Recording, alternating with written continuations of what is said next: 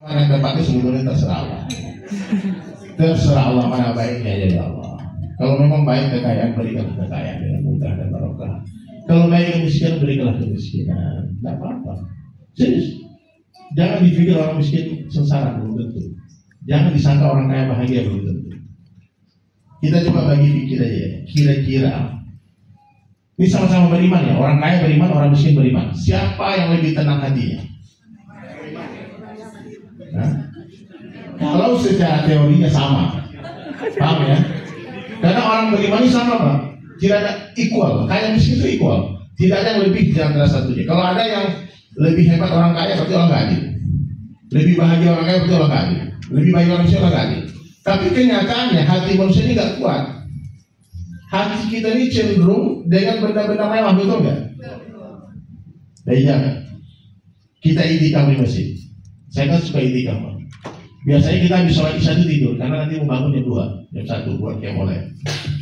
Bilang sama takmir masjid, Pak, boleh nggak kami ngecas handphone? Kalau mau ngecas itu kan listrik itu wakaf, harus izin. Nggak boleh sembarang ngecas handphone di masjid tanpa izin. Satu punya iPhone 15 Pro Max, berapa ya? 20 juta, 25 juta. Satu punya Nokia lama yang 300 ribu, bro. Ya, karena nggak punya handphone mewah. Lalu dua-duanya ngecas handphone. Yang punya iPhone mahal tadi 20 juta, bahkan ada 30 juta harganya yang giganya gede. Satu handphone 30 juta, satu 300 ribu.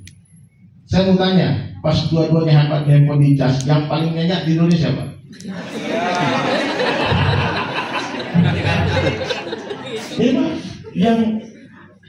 yang punya nggak punya handphone lebih enak lagi. Apa yang nggak akan bilang? Yang punya HP 300 ribu itu maling pun dan handphonenya tersinggung, Pak.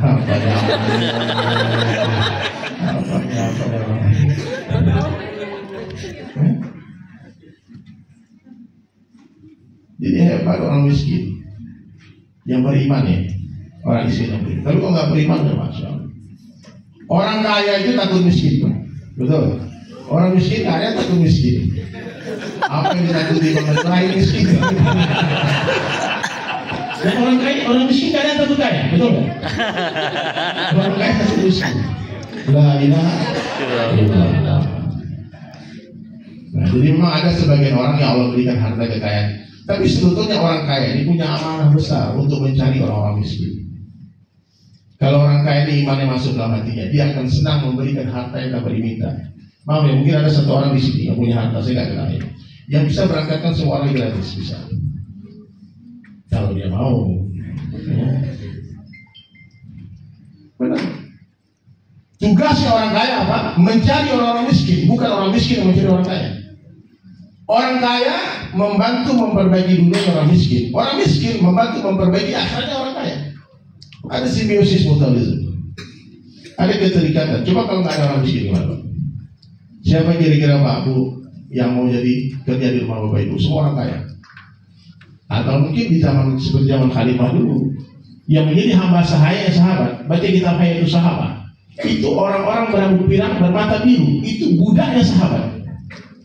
Hamba sahaya para sahabat itu orang-orang bermata biru, berkulit putih, berambut pirang. Orang-orang bule hari ini yang memperbudak kita, Pak. Dulu budaknya sahabat. Kenapa? Karena mereka bersama Allah. Dia dapatkan Allah, dapat segala-galanya. Tapi bila hari ini kita kehilangan Allah, kita kehilangan segala-galanya.